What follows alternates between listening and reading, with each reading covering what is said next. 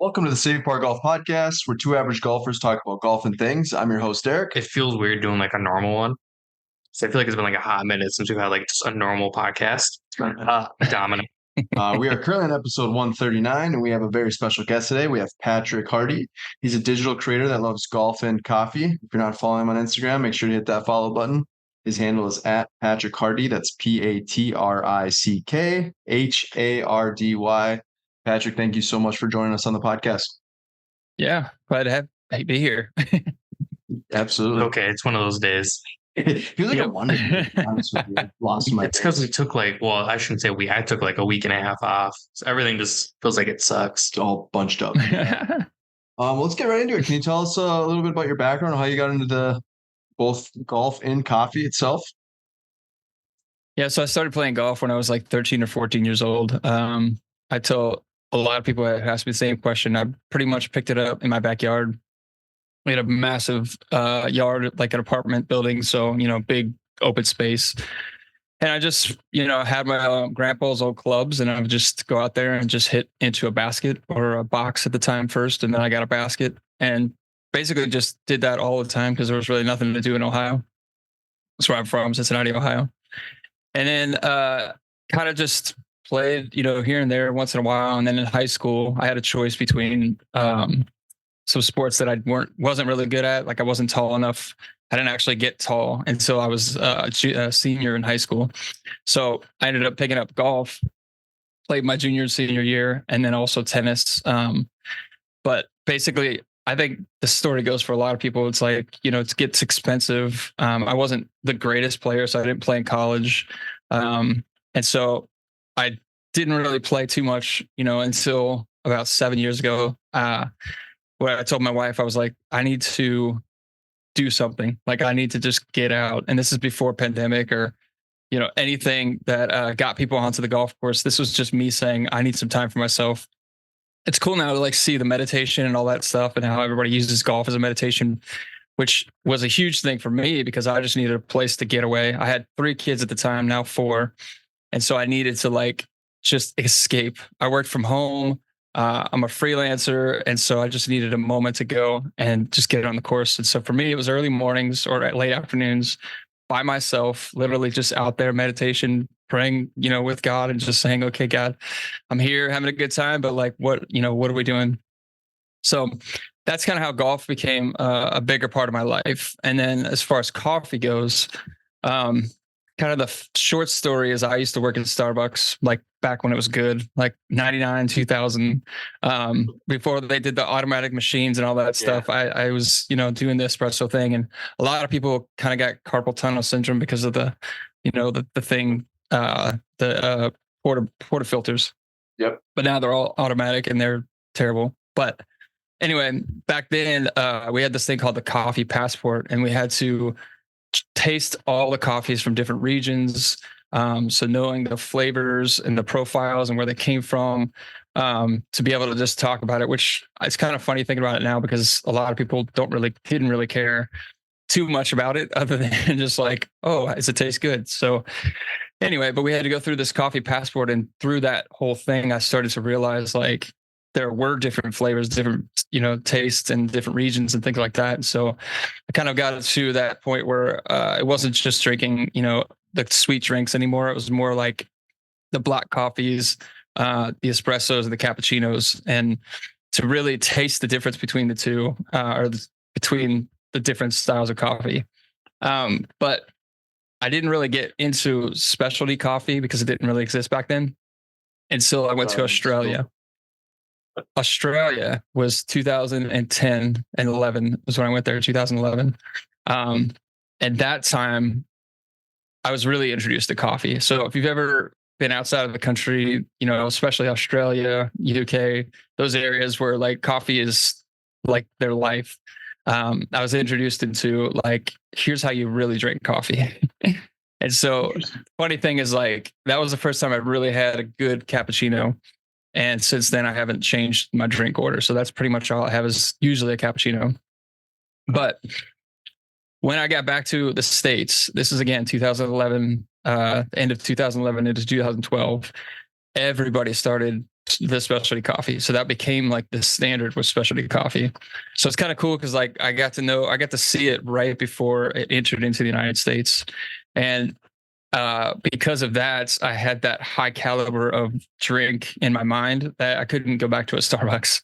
I couldn't go back to a cafe. It was like I had to find the best coffee that I could find. And so a lot of times it was making it at home because it was just easier and also less expensive, but the quality wasn't there yet. Now, fast forward to now where it's, 2024. Damn, mostly good coffee. Technical difficulty. Oh, there you go. Yeah, it's like I got to click it every once in a while. I got to forget. I got to not forget. Anyways, fast forward to 2024. There's specialty coffee everywhere, and it's exciting because a lot of my friends are in the coffee business, and I've been a part of helping them promote their coffee shops and things like that. But I've worked in coffee at an actual coffee shop doing their social media and things like that. I've also just had coffee on my social media. And so because of that whole thing and where I was at with all of that, I was just open to the idea of like, hey, let me help you out. Or I was at a coffee shop and I wanted to share with other people like, hey, here's some good coffee. So basically folding all that into one, because of the following, I guess I built on Instagram, I was able to reach out to these golf companies and say, hey, I've been promoting these things on my social media, whether it's a coffee shop or, things that I get at home. I'd love to help you guys out. Let me know if there's anything you need to do or you want me to do. And so a lot of these brands were like, yeah, hey, I'll send you, a glove or a hat or whatever, a shirt, things like that. And because of that, I was able to just continue to promote people and help people. And I always tell people, it's like, it wasn't about, of course it's about getting free stuff, but it was always about helping other brands.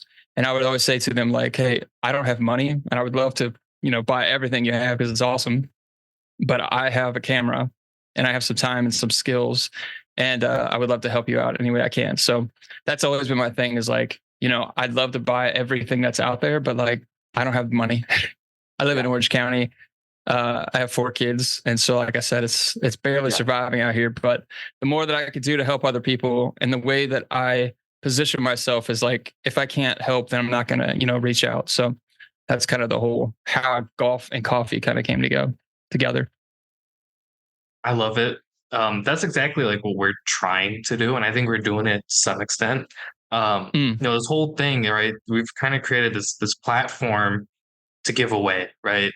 We talked with Roger Steele about this last week. Because I have a hard time saying like, yes, this is our platform. And he goes, well, whose platform is it then? And then part of me is like, it is ours, but we've also kind of designed this to give platform away for a week, right? So I love it. That's what we're trying to do. I'm an avid photographer. I shoot just about everything under the sun, right? I've shot Porsches, I've shot Corvettes, people, products, like you name it. I have some idea of how to do it. And I think that's why I've been so drawn to your page and like your style and stuff like that. I've been a big fan. And then to have you reach out and be like, hey, I love what you're doing. I was like, bro, like we're doing something right here. So I love that. And I can't wait to kind of pick your brain over this next hour to figure out how not only we can improve and help companies, but how people listening might also get into the space. Yeah, because like Safe Par, when I originally started it, it's kind of the same thing. I was, it grew pretty, rapidly. I'm like, wow, that's pretty cool. All of a sudden, like companies are reaching out. I'm like, oh, this is awesome. Being able to get free gear, right?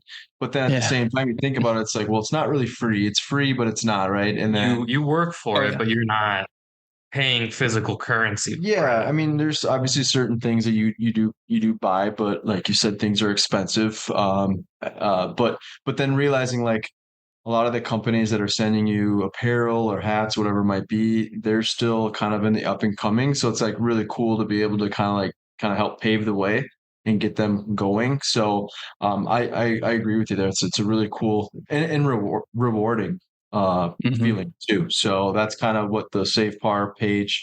There's it's a lot of meme stuff, a lot of videos. I'm trying to do more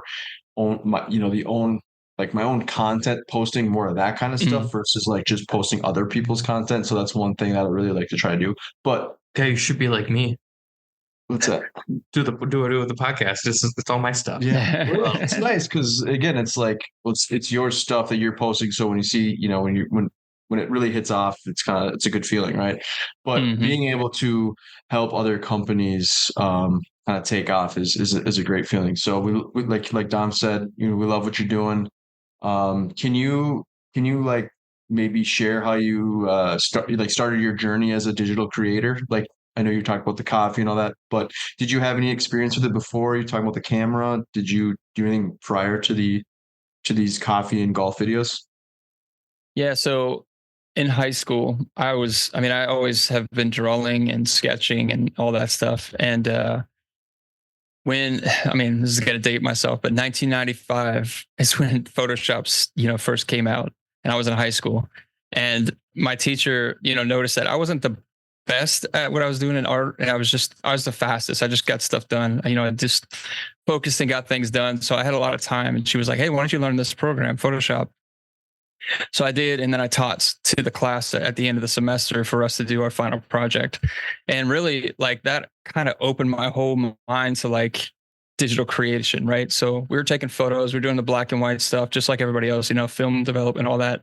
But the thing that really got me was I could take that photo and like digitize it and make it do something that you couldn't normally do with a photo. And this was like I said, early days. So I'm like, just putting a filter on there, and it's like, whoa, this is awesome. Just stuff like that. And what really like took it to the next level for me was, you ever seen those black and white photos with like the blue flower or something like that? Yep. So I learned how to mask. I learned what that was, and that changed everything, because there was brushes at the time that were coming out, like grunge type stuff, and I was able to take a photo and just like completely change it and make it look like it wasn't the same, like it was a piece of art. And so that to me like helped me to get to a place where I could do something where a lot of people looked at me and were like, "Hey, can you do that for me?" kind of thing. MySpace was coming out, a few years later. A lot of people asked me to work on their MySpace pages, so they would give me photos. I would digitize those and make it look cool. I actually started coding and learning how to like put things in certain places on MySpace. And you probably guys have no idea what MySpace is or whatever. I've heard of it, but I never got into MySpace. So like, not to like date you too much, I wasn't born in 95. I was 6. I was not a thought. That's awesome. And if it makes you feel better, I have the entire Adobe suite with all like the pictures and everything. Photoshop scares me. Like I've played with it. I can start things black and white and kind of like briefly kind of get around it, but oh my god, do I get like flustered? Yeah, that's funny. Classes of Adobe Photoshop in college, and so it's kind of like Squarespace, like MySpace, but it was like the early days of like you could change certain things, like the banner at the top, you could change that, but you had to code it. You could change the color of things, but you had to code that. So it was like you could put a skin basically on your MySpace page. And so people would actually pay me to do that because I learned how to do it and it was fun. That's cool. And because of that, I ended up getting a job. Go ahead. Yeah, sorry, I didn't mean to interrupt you. I want to hear that story, but who is the guy on the MySpace, the famous like picture of him like kind of turning? Yeah, MySpace Tom. Okay, MySpace. You were close. Yeah. See, the fact that I know that everybody was friends with him. And like I wasn't even yeah. Like I said, I didn't hop into MySpace. I saw people use it that I knew, but I never really tapped into that area. But sorry, continue. Yeah. I didn't mean to interrupt you. I was on my that's just brain. I couldn't get it off. It was kind of my right. It's kind of it was my playground to kind of learn how to do things that weren't going to destroy things. And I took classes like in college, but I dropped out because I didn't want to learn how to actually code and that kind of stuff. So I learned enough, and I had books and stuff, so I was able to make it work. But anyways, because of that, I was able to get a job doing that kind of stuff with my church. And so the church, basically what happened was anything they needed, I would just figure out how to do it. So we need a business card. I'd figure out how to make a business card. We need a flyer. So I'd create a flyer, like a website. I create a website. So it was like, I was never taught how to do any of this stuff. I just kind of learned it and picked it up as I went. And I asked questions to anybody that was around. Hey, how do you do this thing? And I'd see somebody do something, and I'm like, whoa, how do they do that? And so I'd like almost tear it apart and put it back together just to kind of figure out how it works. So that's basically the gist of how I got into what I'm doing. And then I've kind of just continued to do the same thing. So I've never taken many classes. I've never really sat down with a mentor or anything like that, which I would recommend to anybody that's looking to do that, to find those people. But I didn't have that. So I just kind of figured it out and made it my own. And that's kind of where I've gotten to where I'm at now. It's funny that you're talking about film photographies and like mentors, because it's like I've been shooting film for got a handful of years now, probably 4 or 5, and I learned how to develop all of them.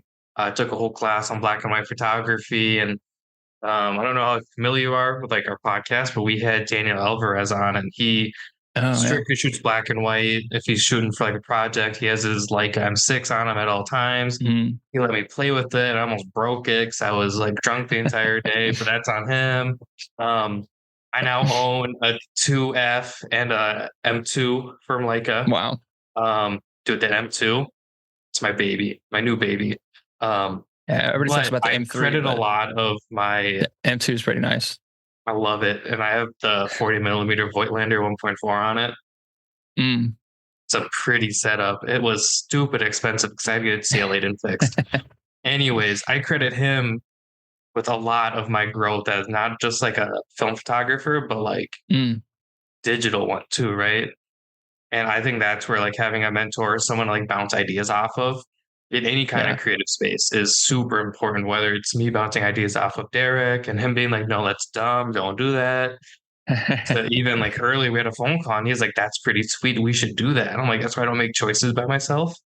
But it's never hurts to ask for help. And I feel like with social media, people are afraid to. And it's like now it's so much easier to ask for help than ever before.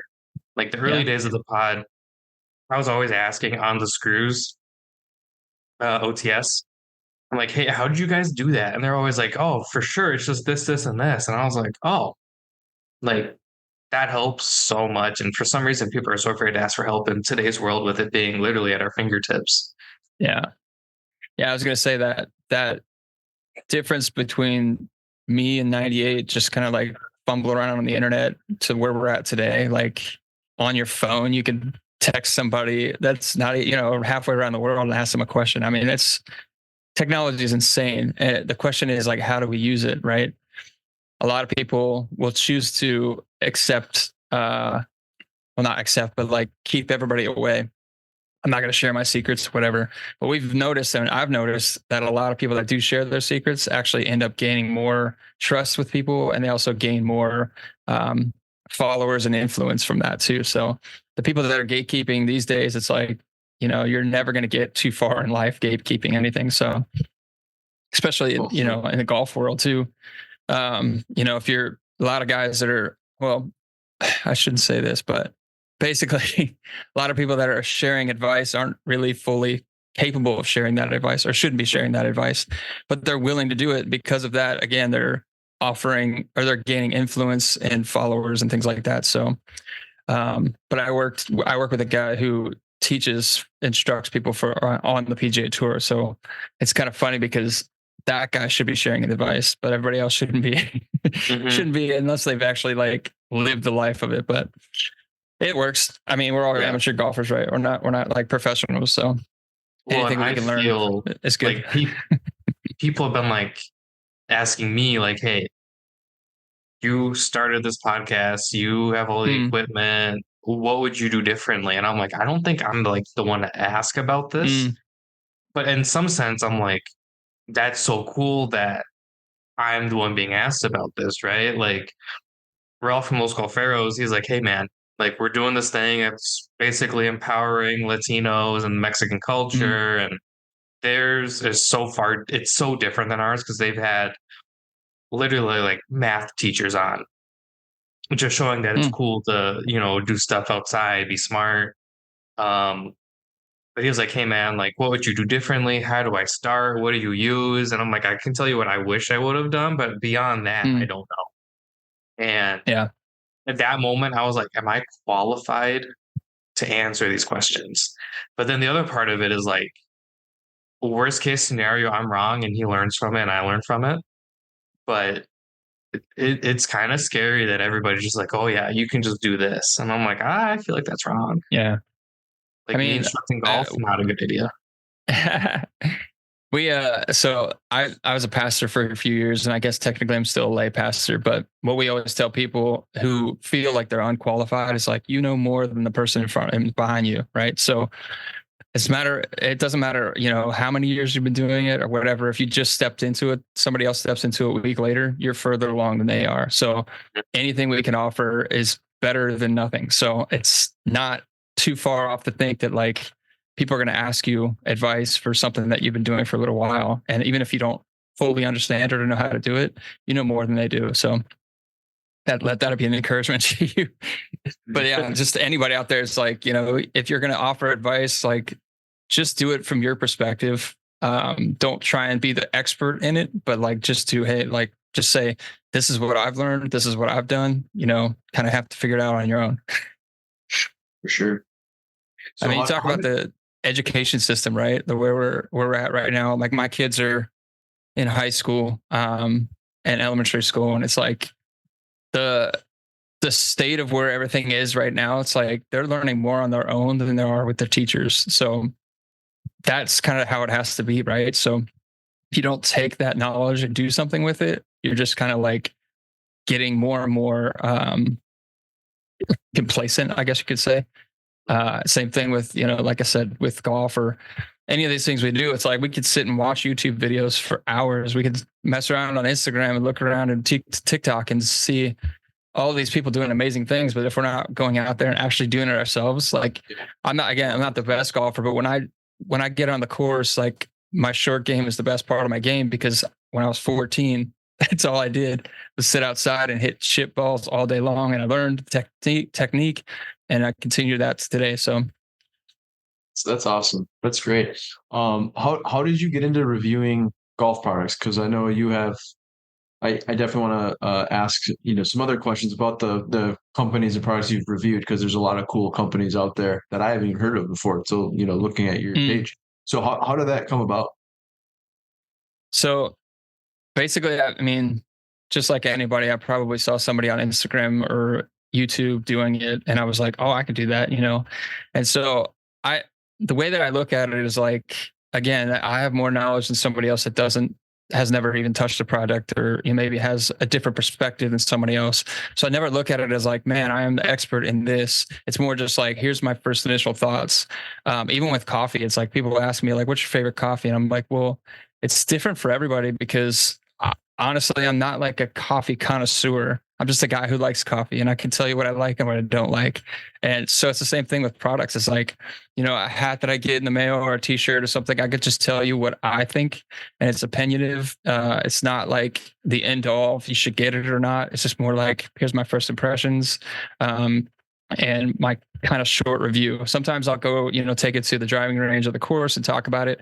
But most of the time, and especially since most of the stuff I do is apparel, because most of the companies, I think it's just cheaper for them or easier for them to ship a hat or a glove than like a golf club. So, but as far as like how I got into it, I just started asking.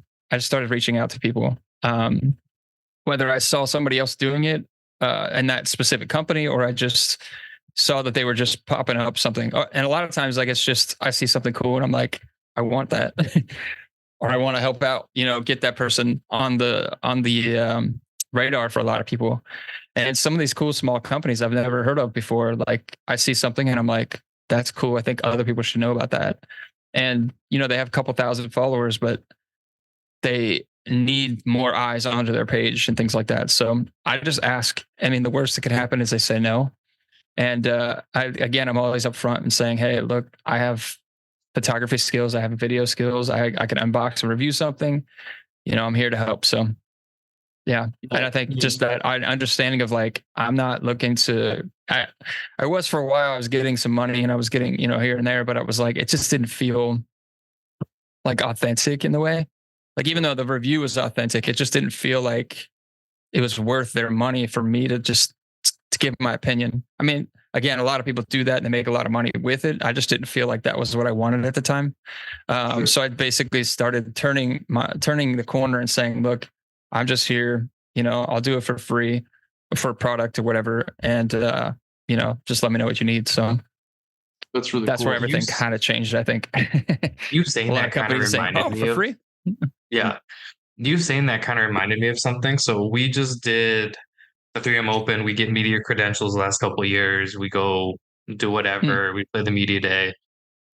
And nice. we always get like a workstation because I always ask for one, but I've never actually seen where our workstation is. They put us up like right front row, Yeah. like in front of the news outlets, in front of like the sports news radio, stuff like that. And we had our videographer with us. His name's Ty. Nice. I was like, well, we should be behind the news and the Mhm. stuff like that. And he goes, no, what you're doing is so much bigger than talk about in the news, right? Like Wow. social media is huge. Mm, And I guess I kind of forget that, like you're saying, like, "Oh, I shouldn't be paid for my opinion." Well, in some ways, your opinion means more than somebody else's, right? Because you physically have it, it's in your hand. Granted, yeah. have we ever been paid for stuff like that? No. And I hope we never do, because then I do feel like that does take the authenticity out of it a little bit. Um, but you saying that kind of triggered that memory. I was like, you know what? Mm, That's true. I still feel weird that we were in front of like the local news and K fan stuff like that. But mm, I think that's where us being on social media is almost a leg up, right? yeah. Versus, because if you go on YouTube, you're not just going to scroll and find things. Where on Instagram, you're like, oh, it's recommended and it's your page. And it's all of a sudden there's 1,000 posts of you talking about brands. Well, that's going to Mhm. mean more to those companies. Yeah. Yeah. And I think for a while it was like a lot of people were getting into it. And it was kind of almost oversaturated. So that's why I kind of like stepped back a little bit and was like, hey, I have something different. Like what I do and my stance on it is like, as long as it's fair, relatively easy for me to do, if it's not like involved, like I'm going to go get people and do a photo shoot, things like that. I'm happy to, help out wherever I can. If they're major companies and they're coming to me for, advice on things like that, obviously I'm going to charge, a little bit more than like somebody that's a local, like I just started up this brand type of thing where I'm like, hey, I'm happy to help you whatever I can. So it just depends, again, on how much I can give and how much I choose to I guess offer at the time. I would But love yeah, to I work mean, with a company and they're like, there's so many things. Yeah. look, be thrilled. Sorry, didn't mean to interrupt. Yeah. No. No, but just going back to your page, said there was several companies that I've never personally heard of, and then just scrolling through it, and again, like you have it in your hand, so that's one thing. But then actually clicking on their Instagram handle, they said it's a very powerful tool. The Mm, one I came across was that um, hazard hunters, mm, like their polos. They said the price wise, I mean, they're like 80 to 100 some bucks for the polos, but super cool looking polos. But I didn't hmm follow them, never heard of them, so I didn't send them a message or anything like that, but I commented on a couple of their posts. And again, there's so many companies out there that, and they have a good following. They have like almost 9,000 followers, so they're actually kind of a larger Yeah. apparel company. But again, kind of going back to that, like there are a lot of companies that I personally haven't heard of, and I mean, it's clearly working what you're doing, right? I see your page, Yeah. click on it, like, oh, this is really cool. So not only am I getting uh, your impression of what it is, but I also get to you're posting content for them to click on the Instagram handle. So, with that being said, how many products do you think you've reviewed, golf related products? If you were to So guess, many. yeah, I was gonna say there's a lot To on your page. guess, I mean, like hundreds, I would say. Yeah. I mean, like I could go out to my garage and point out all the stuff, and it's kind of funny because we moved to this house in 2019, right before pandemic hit, and basically that's when kind of things took off. And I have a section in my garage where it's just like filled with golf stuff, and I could tell you probably I'd say maybe 80 to 85% of it is all gifted. Like I didn't pay for any of it. So besides my golf gloves, which I got a deal on from a friend, I mean, there's really handful of things that I purchased on my own. Most of it has been given to me. My closet is filled with golf shirts. I mean, this shirt here, Back Nine Bullies, like friends of mine down the street. This hat, even I got it at a Top Golf. It's on the side here. Love John. John's great. Pac 9 Bullies. Yeah, Love John.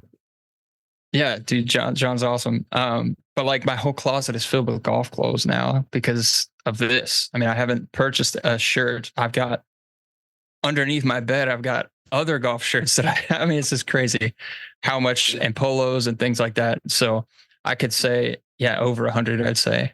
I mean, probably not posted, but definitely gotten packages well over 100. Do you have a few like personal favorites that you've reviewed? I'm sure you have, maybe you could choose one from like a golf glove company to a shirt. Like maybe that's something that just really like something in the details that really like piqued your interest.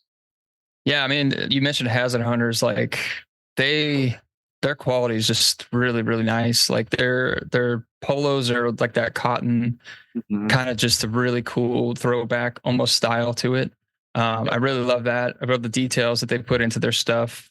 Let's see, there's so many. I love Loose So Cloud. Like their stuff is awesome. The little slides. I've wanted to try a pair, but I've always been afraid to pull that trigger. They're so comfy. Like I live in them. I mean, I joke around, but like I really wear them to the driving range sometimes. Like I'll wear them to the store. I mean, they're just so comfortable. So probably those two pop up. I'm probably like in a similar boat where it's like at work. So I work in the running industry. So like I work with UFOs, right? Like the slides. Okay. And they're like the same price. And I'm like, all I have to do is send a text and boom. They're like waiting for me in a week. So I have a hard time being like, oh, I'm just going to go spend 80, 90 bucks on those slides, as cool as they are. And I really do want up there. But my God, I live in UFOs. I feel ya. Yeah. I mean, that's the constant struggle I have is like, I've worked with Adidas Golf just from friends like hooking me up and helping me out. And I love the comfort, the style, everything. But I still look over and I'm like, dude, Nike, like I want some of those, certain shoes. I don't need, another pair of golf shoes, but I want them. Yeah. And it's that thing where it's like, I could spend, even when they're on sale, it's like, oh, $80, I could do that. And I'm like, but I don't need that. It's so hard to say no in a sense, but I have to continue to tell myself no. And, unless somebody wants to give them to me. So I'm open to that. We don't know anybody over at Nike. So so, sorry about that. Where do you find your inspiration for your posts and your videos? Because each video is a little bit different. They're all very like well done. But and then just to kind of piggyback off that question, how long does it usually take you to create a video? So I'm kind of in this rut right now where like I've just been doing a lot of unboxing videos. And I've been trying to figure out a way to like bridge it to maybe like a YouTube longer form video. But I still haven't gotten to that. So when I do like an unboxing video, I mean, I just basically just set the camera down, turn it on and kill. And so when I edit it, it's like, so super quick. And I want to get away from that as much as I can and do more like in-depth kind of reviews and things. And I actually did one with Hazard Hunter stuff, which I haven't posted yet because it's different. It's too different than what I've been doing. So I have to figure out, okay, how do I actually make this work? So I got to figure that out. But anyway, my inspiration, I guess I could say, would be guys like Peter McKinnon, like his YouTube stuff. Dude, I mean, I've been following that guy since like almost day one. Like I look back on his old videos, I'm like, man, I don't know why I ever started following this guy because he was just a goofball, and now he's a goofball, but he's got a lot of followers and stuff. So I really loved his style. I loved some of his photography stuff. That actually, when I first started taking photos, it was that HDR like quality photos. Now I can't take those. I have to take natural photos and natural light and stuff like that. But so he was a big inspiration. So I'm a big fan of Peter. Oh yeah. All like literally like the amount of Peter McKinnon shit, and I don't mean shit negatively. The amount of stuff I've purchased that has his name on it is ridiculous. I have his signature filter, the 2-5, and then I have the mist that he did with Polar Pro. I think that one's 2-5 as well. I have his little camera tool. That thing is Mm, clutch. I think that was like a limited drop through his website. Been a big fan of Peter. I oh think yeah. I don't love his style all the time because it is very HDR is a good way to put it. Yep. It's very heavily edited, and I prefer it more Mm-hmm. natural personally. Yep. Um, it- for anybody listening who wants like get into stuff like that and you don't know where to start, Peter's great because it's so Mm-hmm. simplified. He does these like 5 minute Fridays and Mm-hmm. it's super just overhead camera. Here's what it is. He talks about Yep. it and then it's the next item. I big fan of Peter.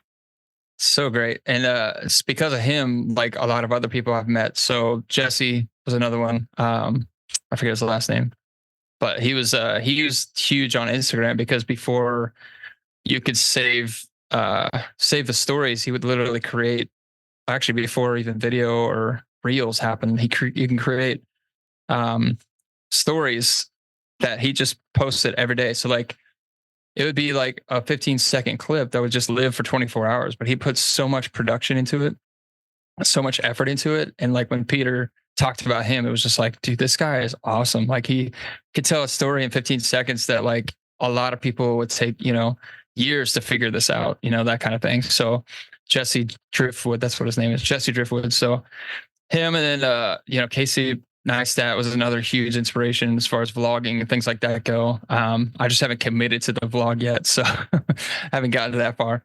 So my life isn't that exciting. I mean, I don't live in New York. I don't have crazy tendencies like he does, but yeah, those would be my inspirations as far as like videos and the way I do things. As far as photography goes, that's almost a whole nother subject, but so many great photographers, especially in golf, which is kind of funny because when I was researching how to take photos like on the golf course, there weren't a lot of results. So like if somebody wants to start that channel, I would definitely jump on and check out how to do that because I feel like guys like Jeff, what's his last name? Jeff Marsh would be a huge guy. He's always on PGA Tour stuff. Christian Hafer, those guys like would kill it as far as like how to not gatekeep, how to share all this information. I'm sure they just don't have the time to do it, but that's what I think would be cool to check it out. So anyway, I guess you just have to kind of look at their stuff and go, okay, how can I recreate this in my own style? Which is kind of what I do.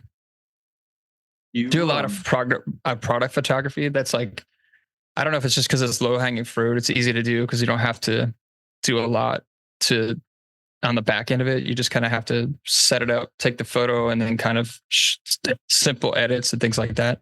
So I do a lot of those kind of things. As far as action and like event stuff, that's where I kind of like, I love capturing, creating moments, not capturing moments. So it's almost the other opposite of most people out there to shoot photos. Are you getting? So you'd mentioned before, Andy, like you reach out to a lot of companies. Are you getting to the Yeah. point now where companies are kind of reaching out to you? They love what you're doing, and maybe do you have any cool stories about that, like funny stories or anything that's like kind of related to what you've been doing that like means something to you? Yeah. I mean,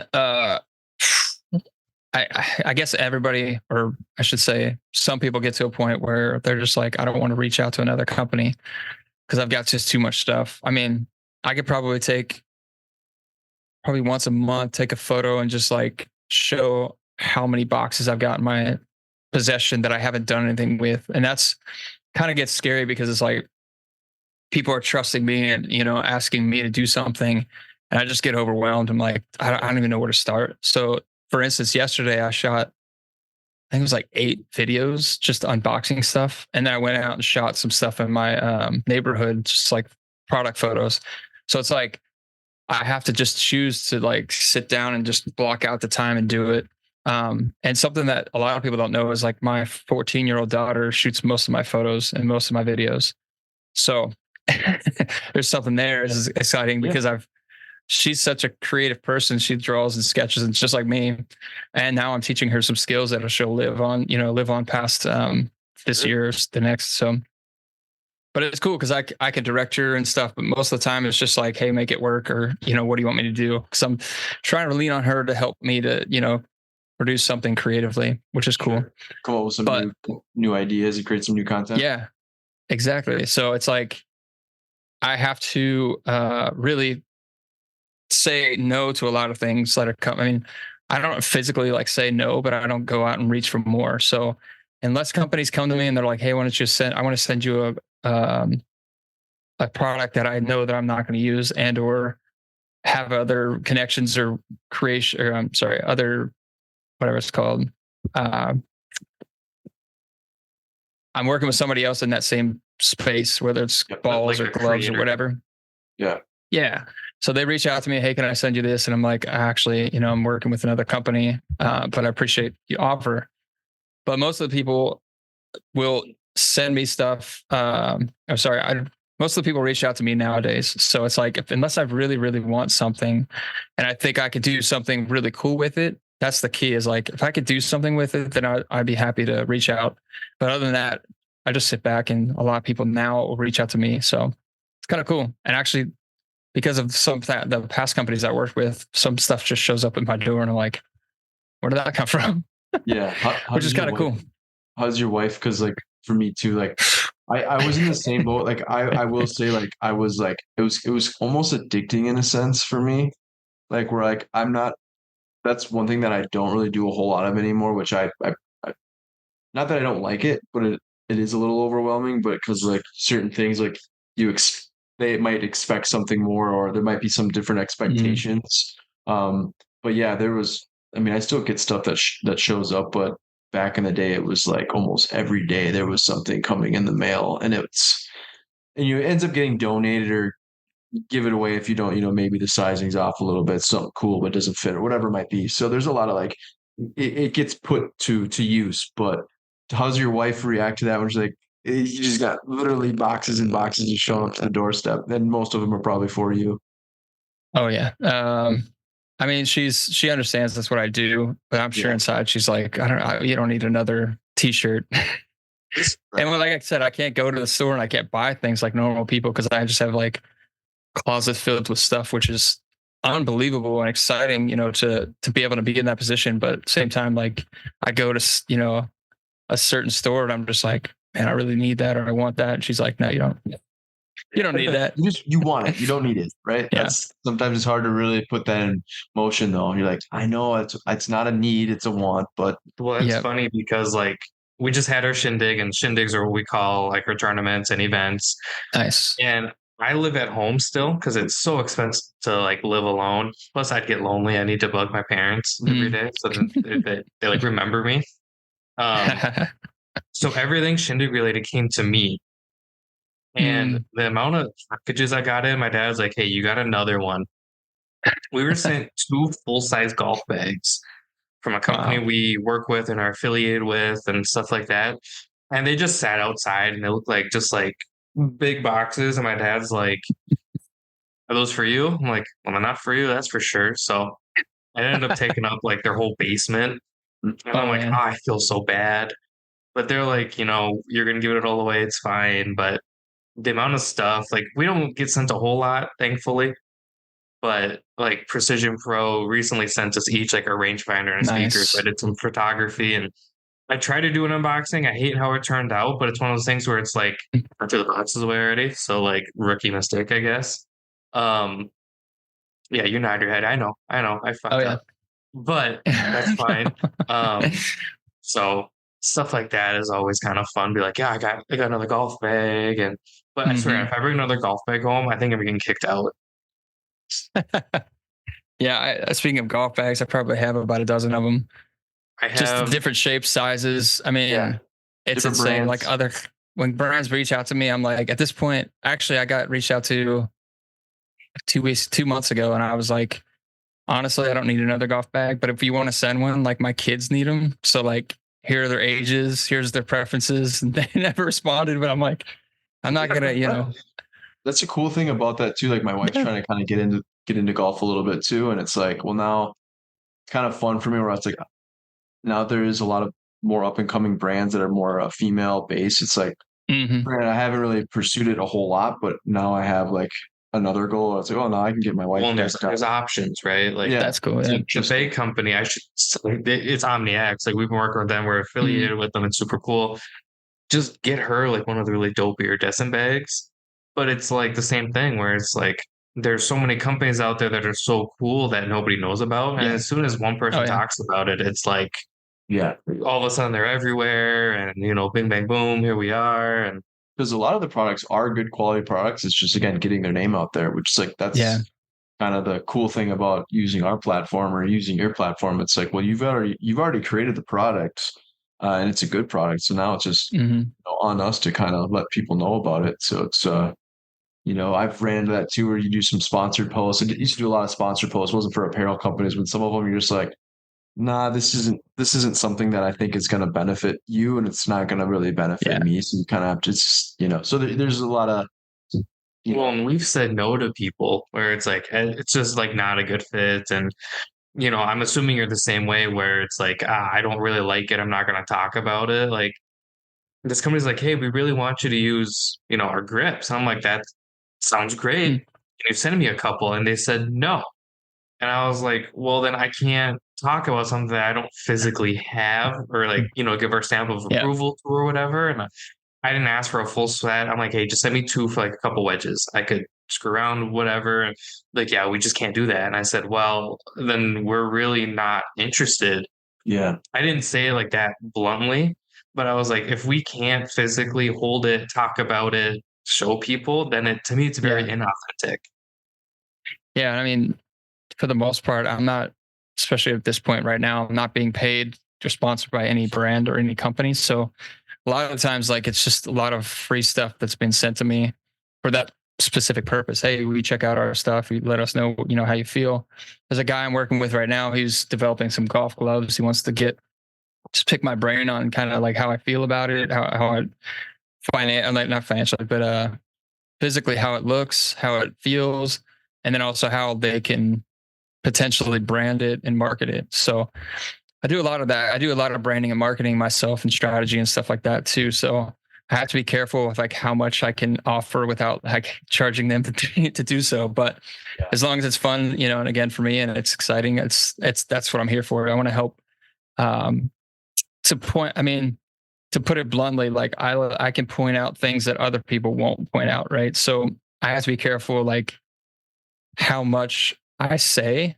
It's not negative, but just like more like how I physically or how things actually are versus like how I want to present them. Because there's some things you don't want to say over, online, but I not talk to the person about it, right? So I'll say something, I'll omit those things, but then I'll tell the person like behind the scenes, hey, so by the way, this is what happened when you wear it a couple times, things like that, because they could be in the development phase, and I don't want to like blow up their whole brand just because I had a bad experience. So it's cool because like they feel like again they trust me to understand that hey, I can promote something to the extent of like I can actually use it and I like it. But then I also share, my own personal experience with it so that they can learn for it and grow from it. sure. But I always tell people like when I worked at Starbucks, actually, anytime you go to a coffee shop, like you get a crappy cup of coffee, like tell somebody because they're not going to learn anything if you just walk away and go, well, I guess it's just a one-off. I've had that before a few times. Normally it's always pretty spot on if I do get it, but sometimes it's you get it and you don't try right away. You get in the car and you already take off, and then it's like, I want to make that phone call, but at the same time, it's like it's not really worth it at that point. But yeah, if you try it and you're sitting down, it's like, coffee's not cheap. You're well aware of how expensive coffee is to buy it. It's like you best be getting a new coffee. Oh, you're allowed to do that? Well, yeah. I mean, if you're pretty regular, like if you know what it should taste like, and you get it, and you're like, this is not how it should be, then yeah, absolutely, they'll replace it. I wonder if that's my generation where I'm like, I'm just not gonna. Yeah, there's a lot of that. Yeah, like non-confrontational. Like, nah, that's fine. I mean, I'm there sometimes. The issue is like I love conflict. Like I'm the first person to start like drumming shit up, but at the same time, I'm like, I don't want to do it at their place of work. Like, you know what I mean? For sure. Yeah, I mean, as long as you're curious and are courteous and understanding, like most of the time, especially specialty coffee, because you're paying like $5 a cup. If it's a crappy, drink, then I'm not going to pay for it. I'm not going to come back, I should say. That would be the worst. It's like nobody came back because you served bad coffee. Right. Well, like Starbucks is anywhere from $6 to $7, but like you get some of the specialized coffees that I like at different coffee shops. I mean, they can be $7, $8. Oh yeah. Which, I mean, if it's good, that's fine. Usually I like to make my own, but there are some really nice ones. Go there and treat yourself a little bit. Yeah. But yeah. Yeah. I always tell people, like, if you're going to a coffee shop for the first time, either order a cappuccino or a black coffee or pour over. And you could tell how good the coffee shop is and kind of baseline what they can offer. Because if the cappuccino is like off, you could tell because the texture of the milk. I don't know if you guys drink cappuccinos, but when you pour the milk, the reason that this is what I've been told and understand is the reason that there's latte art is because the texture of the milk is good contrast. And because of that, it's able to, the flavor of the coffee and the way it tastes, the texture is very smooth and creamy. And that's what a cappuccino should be. So if it's like Starbucks does when they just put the stuff on top, the foam on top, it's like, that's not a cappuccino. Right. That's just a coffee with, or actually a milk coffee with cream or foam on top. This is all over my head. I don't drink coffee. Just give me like a Red Bull. I've had one earlier. I also have really bad ADD. Nice. Caffeine does nothing for me. So I have a hard time spending $6, $7 on a cup of coffee where it's like, I'm just going to go to bed after. You could get decaf. That's funny. Then what? Just give me a Red Bull. Well, that's not that. I get two Red Bulls for the price of your cup of coffee. But like you like the flavor of a Red Bull. I'm saying like I like the flavor of coffee. So it's like, yeah, you can still get I don't typically ever get a decaf coffee, but yeah, if I was, I think I'd rather have a decaf coffee than 2 Red Bulls. I'd rather. Don't get me wrong, Red Bulls I used to drink a lot of those, but I don't drink those anymore. The one I had today was apricot. Okay. Do you have any? Because I have I have a Breville espresso machine that I've been trying to fine tune, and I've noticed each origin of bean is different grind. There's different tendencies of the grind. What would you say? Like some are not harder, but some are a little bit more coarse than others, right? So you got to kind of find that, and then it is like an art though. It's kind of wild of how each bean can just be so different from each brand or manufacturer. But that's been my most difficult part, is doing the pours, frothing the milk. It's been. Yeah, I mean, I also know like certain milks too are a little bit easier than others. Yeah, I mean, the more creamy the milk, you're going to get better texture no matter what. But I mean, the higher quality. I mean, it's like a nerd scale where I know guys that again, they're in the coffee industry that could tell you, the temperature, the humidity, like the bean, like how you roast it, whatever, all that stuff matters. And I'm just like, I just want to make it good and taste good. In fact, again, back to my 14-year-old daughter, I taught her when she was like 12 to make coffee for me. I have a Breville Barista Express, and I basically just taught her, hey, just make me an iced latte like in the morning, and I just show up and it's just there sometimes. Or I'll just ask her, hey, you want to make coffee? And she's like, sure. So it's like being able to, I understand the complexity of the coffee that I like, but I also understand like the convenience of just making an iced coffee. So it's funny. My good buddy, he's also like a big nerd when it comes to coffee, way bigger than I am when it comes to, and he's very good at all the different pours and all that, and with the art.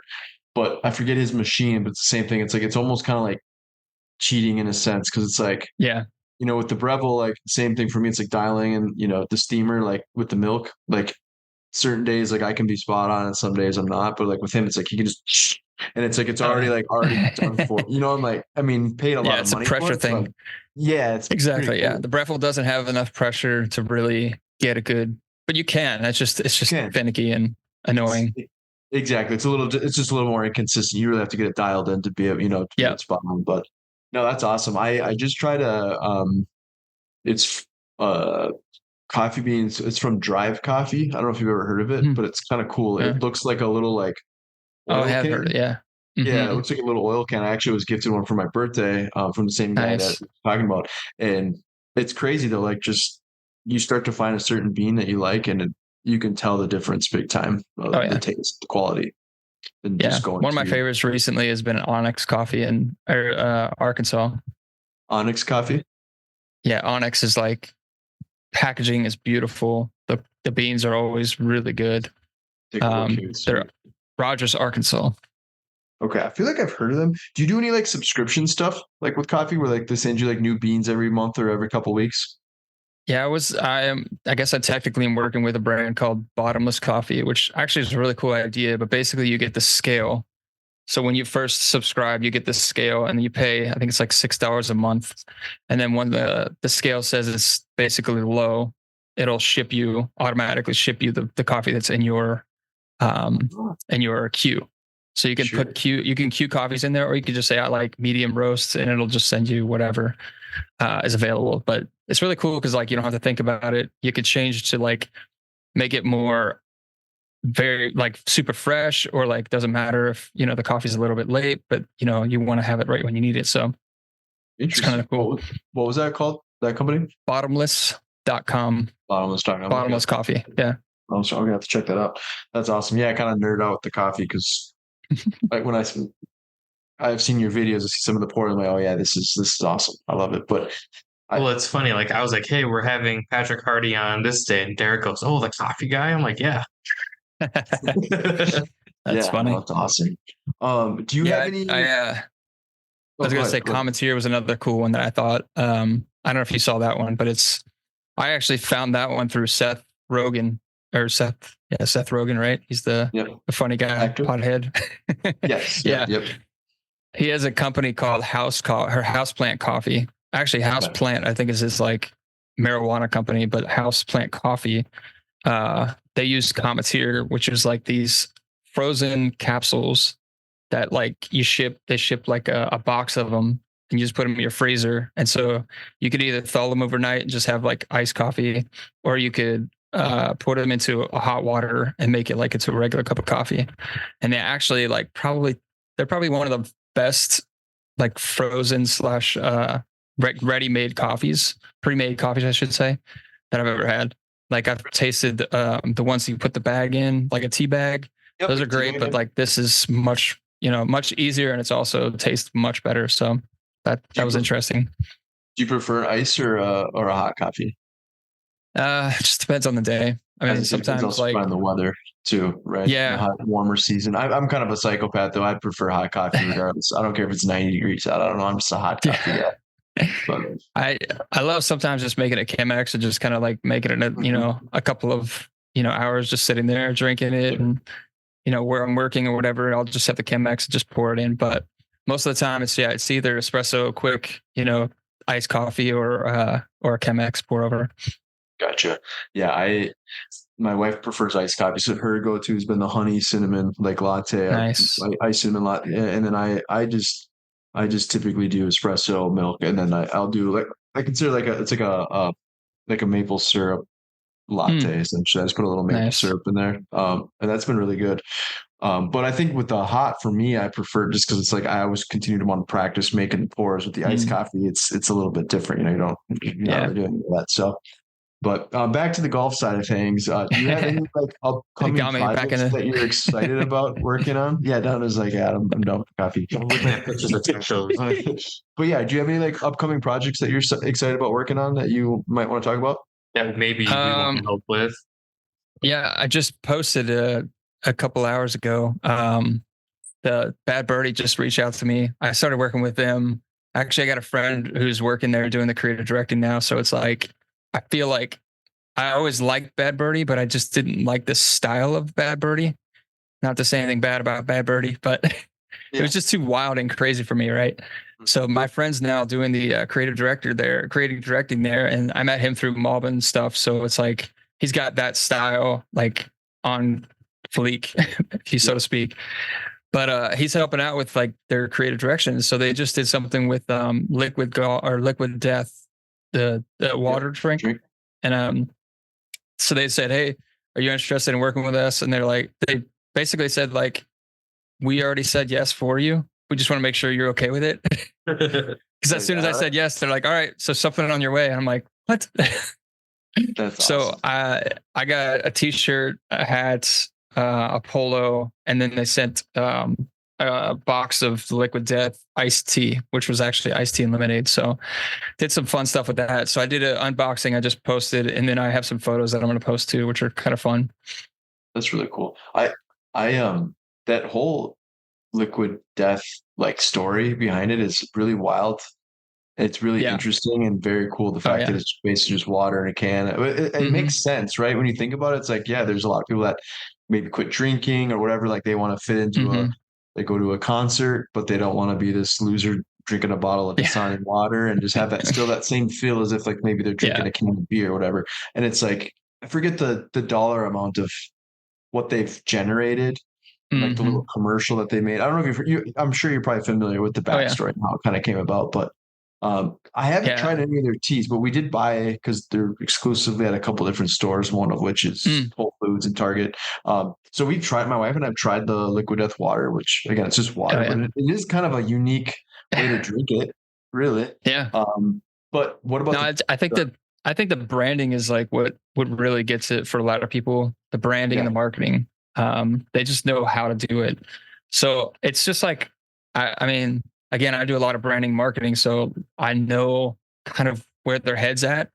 I know that they're trying to reach a certain person. They're not going to, really sell it to a 75-year-old who's looking for, a bottle of water, right? So they that know guy. exactly who they're trying to reach, and they're doing it really well. But what I would say is like it's like Nike, right? Where I could sell you anything with a Nike swoosh on it because of what the brand and the culture that they've built for years and years and years. So I think that's what's happening with Liquid Death is like they're just reaching the audience that they want to reach in the way that they want to reach them, and they could basically sell you anything at this point. So it is exciting. I mean, it is a cup of water or a can of water, but that can of water like says something about you when you get it, right? So you're not walking around with a plastic bottle or even like a Yeah, flask, right? You're looking at the can as like this is who I am. This is basically my recognition of who I am. So, like you said, maybe it's an alcoholic that can't drink anymore, or wants to be a part of a thing, or just people that just enjoy that kind of culture and want to see that kind of thing in their hands. So, sure. yeah, they've It's funny nailed how it. you're talking about, a concert and the guy wants to run around with like the can, right? I was at a concert Sunday and it was me and my buddies and my dad. And I'm like, I really want that drink. And it was like a really foo girly drink in like a jar. And my buddy's like, you're not gonna do it. And one of my buddies like, if you buy it, I'll buy it. And I was like, oh, I guess we're buying these things. And I think I was the only dude other than my buddy running around with this drink in a jar that was blue with fish in it. And I had never been so pumped in my life. I was Oh like, my gosh. yes. And then I'm like, I spent $30 on this. And I'm like, I'm gonna Oof. drink it. I'm gonna enjoy it. And now I have a little jar.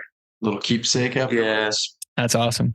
I mean, Yeah. that's the same thing if like I live down the street from Disneyland and like, they sell so many like kitschy, drinks and things like that. And people spend so much money on it. But it's because again, it's that culture that they've built, right?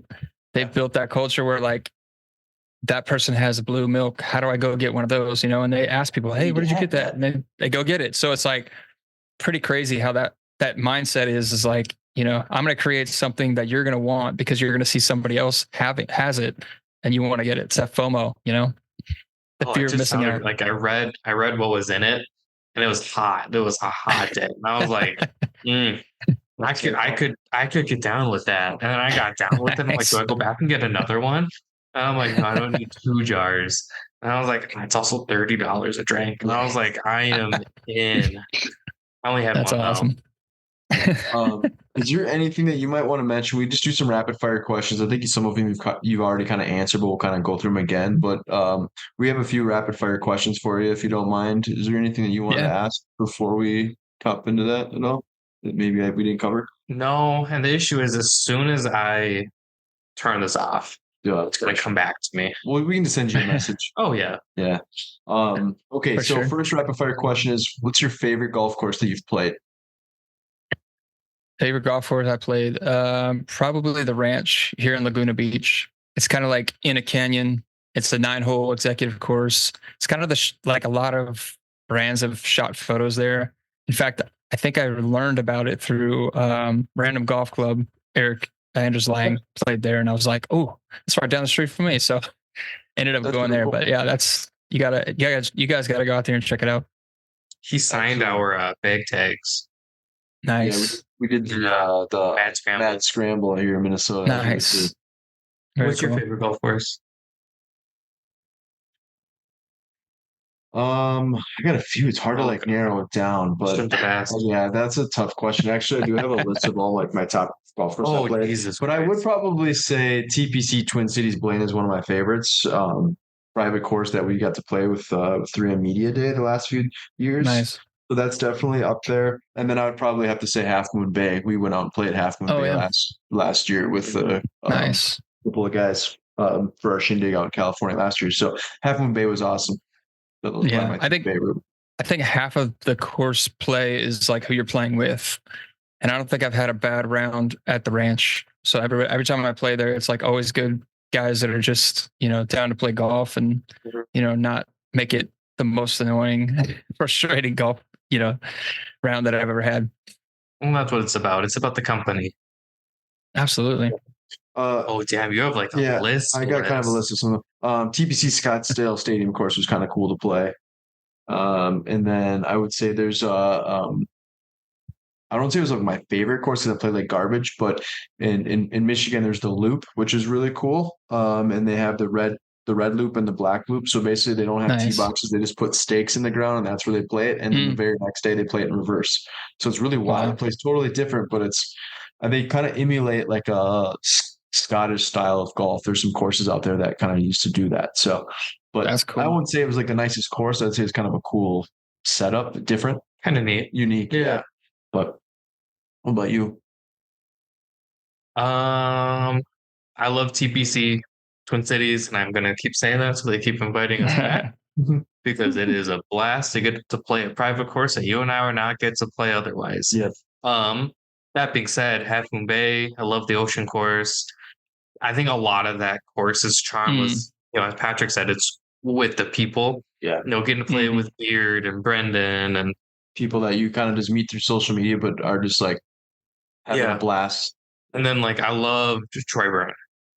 You did like that? I did, yeah. Awesome. Ralph and I shot the best, and I don't know how I shot the best. I feel like it's bullshit. I probably cheated. Well, the front was great for me, and then it just went downhill. But that's golf in general. My favorite course has to be the Wilderness. I was going to say, I was waiting for you to say the Wilderness. I love it. It's right down the road from my cabin. It's a casino course. It's really nice. Always one of like the top 5, top 10 public courses in Minnesota.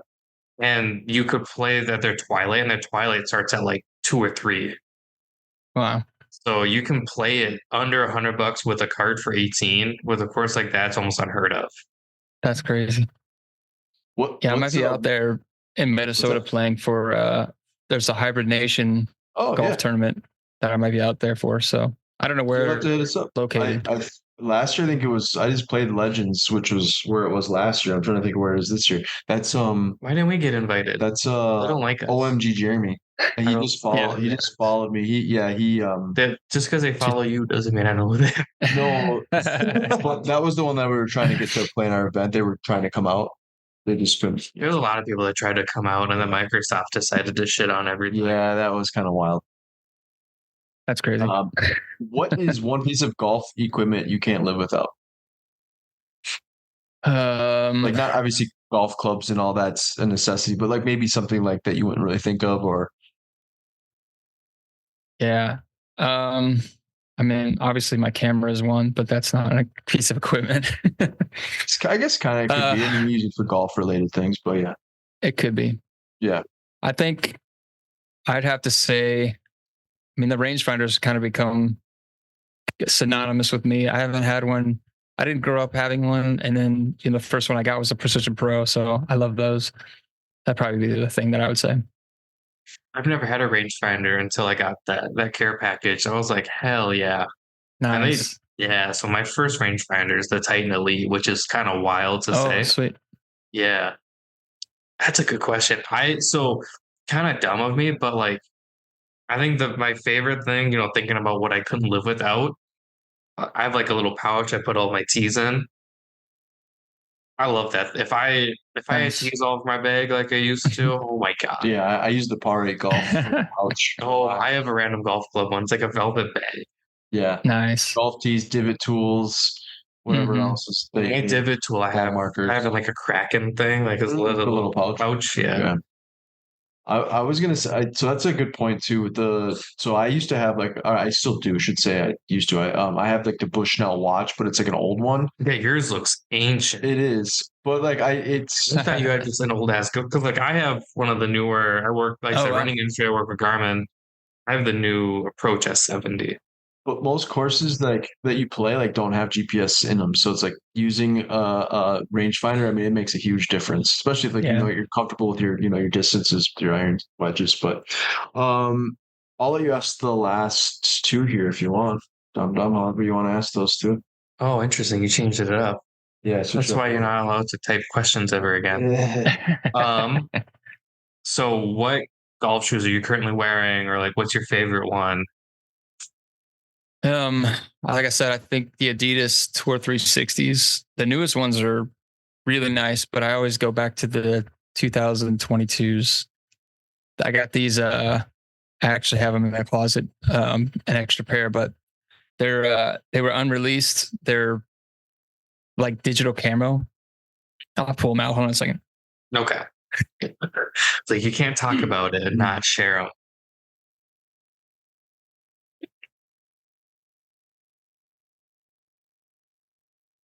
Oh, dang.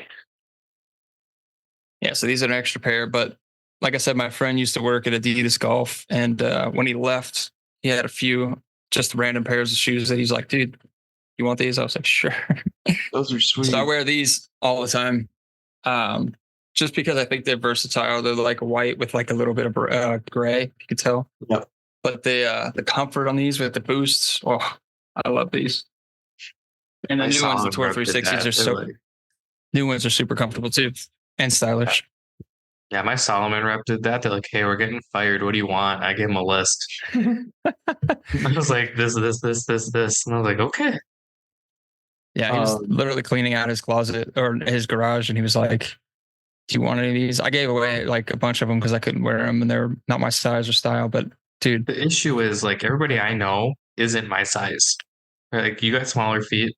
Everybody I know has like either smaller feet than me or bigger feet than me. So I'm always confused. Well, it works for you. It's more shoes for you. Well, I know, but like if you're like, hey, have these extra shoes, Yeah. I can't wear them. No, your little ass feet. What is your go-to coffee order? I know I kind of already asked this, but if you're going to like some bougie little coffee shop, what's your go-to? Yeah, like I always get just a cappuccino. Yep. I mean, affogato is like another, like if they have that, a lot of people don't, but like if they have that, I'll definitely try that. Just ice cream and coffee, olive oil, espresso. No, it's just ice cream and espresso. Yeah. What's on the olive oil? Starbucks just ran one of those not too long ago. I tried it. I'm trying to think of the name of it. I did not like it. Yeah, I don't know that one. Okay, it's a pretty newer- gross. You don't the have newer you one don't is have to gross. try it. Yeah, I do not like it. I tried it. I like put it in my mouth in like a weird way, and I was like, I don't like this. That just doesn't sound right. It doesn't sound like. Why No, would you but do then that like to my yourself? staff are like, Dom, it's really good. I'm like, I think you guys are broken. Like your taste buds suck. Yeah. And they don't listen. They're not- 'cause they think I'm really dumb that I do this. They don't listen. So yeah, they're dumb. They have really bad taste. I will Yeah. agree that it's not good tasting at all. But if I order a cappuccino, like at certain coffee shop, it has to be an 8-ounce cappuccino. Because if it's more than an 8-ounce cappuccino, it's a latte. And sometimes they have like the bowl for a latte, and I'm like, what is that? That's not a coffee. That's like milk with a little bit of espresso. And that's basically, yeah, because what cappuccino is basically, it's just probably half and half. espresso milk, but it's just half and half. It's just like half and half. Yeah. Yeah. Yeah. Yeah, I'm definitely more of a latte guy. 8 ounce to 12 ounces is usually my go-to. But I just can't do all the milk. Yeah, that's the downside. Are you a big like Americano fan at all? Yeah. I mean, I'll that's the other thing too, is like I learned in Australia, it's called long black. So it's a difference in the way they make it. It actually tastes much better because the Americano is like poured into water. and the long black is like the water is added to, or sorry, it's there. How would it be? So instead of water and then pouring it in, you put the water on top of. Yeah, that's what it is. So the way it mixes is a little bit better. The espresso's already in the cup, and then you pour the water in versus exactly opposite on an Americano. Okay, gotcha. And it's a little bit like that's the dumbed down version. There's like obviously you pull a different shot, it makes it a little bit better, more creamier. But yeah, when I learned that, I was like, this tastes different. It's like the same thing. Yeah, like no, it's not an Americano. This is a long black. But I learned what a short black was, which I thought was just a small cup of coffee. It's just an espresso. It's just an espresso. Interesting. I ordered at a restaurant and they gave me a little cup with espresso, and I was like, "What is this?" Oh, you wanted a long black? No, I wanted a small coffee. Yeah, that's long black. Interesting. Yeah. Well, I guess everywhere you go is obviously a little bit different, right? Yeah, and then one of the Gloria Jeans is like a main, like almost like a Starbucks, but like a main coffee chain out there.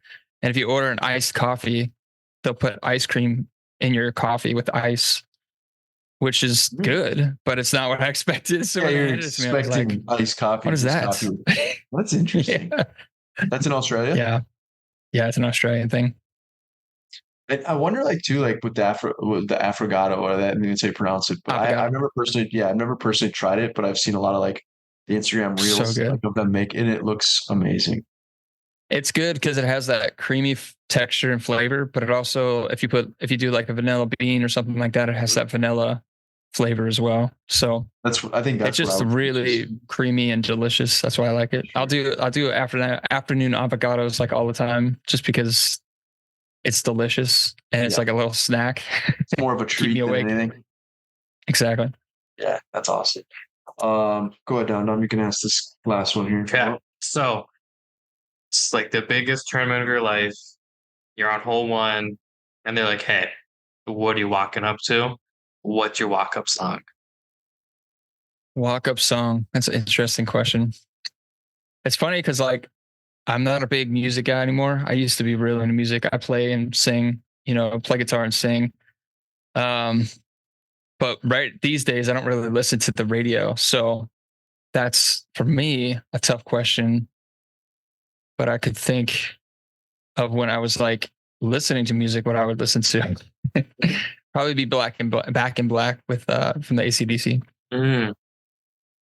Classic. Because I also wear a lot of black too, so obviously. Yeah, I'm kind of I'm more of like a dark blue black shirt guy too. I used to wear more louder stuff. Now I'm kind of I wear the.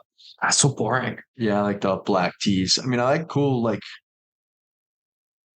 I don't know, it's hard to explain, but I guess I used to be like pretty out there, like with different polos and all that stuff. But now I prefer just kind of like your standard black shirt with a cool design on it or something, kind of like what you have. Like I like that vibe much better. I try not to, because my hair sheds and you can see it on the shirt. Yeah. I know you guys. Don't get me wrong. Like the Two Friends Golf. Like I wear a lot of his polos that are kind of loud. But if like I'm going to a golf event, I'm either going to wear a black polo, black shorts, or but I will say, I don't know if you probably are familiar with. Have you worked with Pare Golf, Maddie with Pare Golf? Have you done any reviews? I have not. You would love Maddie, and Maddie would love you. Yeah. Where is he? Filipino. He's out of New Jersey. Yeah, and I just bought his. You might have seen it on Instagram, maybe not, but I got that. You're just so cocky. Well, no, I'm just saying, like, I mean, like, you might have seen him on Instagram, like his polo. Now I'm not talking about me. I'm talking about him. But he did the like the throwback Tiger Woods mock neck where it's like the pinkish white stripes. That's cool. Yeah. And I picked that up, and so I like that kind of stuff. Before I was born. Yeah. I do. I like solid colors with like a pop of color. Like that's been my style recently. Is like I'll wear like bright red shoes with like all black or something like that. Yeah. Some little flashy. Pop, but it can't be like all. Like I see some guys wearing these like crazy polos, and their shorts are crazy too, and then their shoes like, oh, it's just too much. You got to balance it out. Yeah. Well, then for me too, my era really was the Bricky Fowler, so I was very very loud for a while, and that's where I think like I was rocking the orange and the orange. And now it's like, it looked like I was in prison or something, wearing the all orange on me. We could pull it off. But yeah, kind of going back to that's like now trying to transition into the more the solid colors or earth tone colors. But yeah, check him out, Matty with Pare Golf. He's got I've heard of it. Stuff. I just haven't done anything with him. A lot of his hats. It's just Pare. He has a little fancy thing with Jig up top. Yeah. Well, we end this podcast. We typically end every podcast question. End every podcast with a food-related question is what I was trying to say. Excuse me. Yeah, I know you're cut your laptop. Yeah, and then I just cut my brain off too. So if we were to come visit you, where would we go grab some food? It could be for breakfast, lunch, or dinner, however you want to do it. And what would we be getting? I mean, I'm in California, so In-N-Out is like my go-to. Again, I'm from Cincinnati, Ohio, so that it's become my staple. But I mean, there's so many good places around here. Like if I was just going fast and easy, it'd be that. There's a couple of local shops here that I think that would be really awesome. There's a place, a breakfast brunch place that I like, that I go there. It's simple too, but it's called the Rooster. That's probably one of those places. Sure. Okay. And some coffee, of course. I was gonna say, what is there like a little coffee spot that you prefer to go to? I mean, anywhere in Costa Mesa. I mean, there's coffee shop, any corner, just throw a brick and it's there. It's half of my friends own them. That's awesome. And they're just delicious. Very cool. Well, man, it's been a pleasure to have you on. Hopefully we can have you on again down the road. Appreciate what you're doing. Keep up all the great work. And said thanks again for spending time with us tonight. Awesome, man. All right. Take care. Appreciate nice you guys. to meet you. Yeah. Right. Thank you. See ya.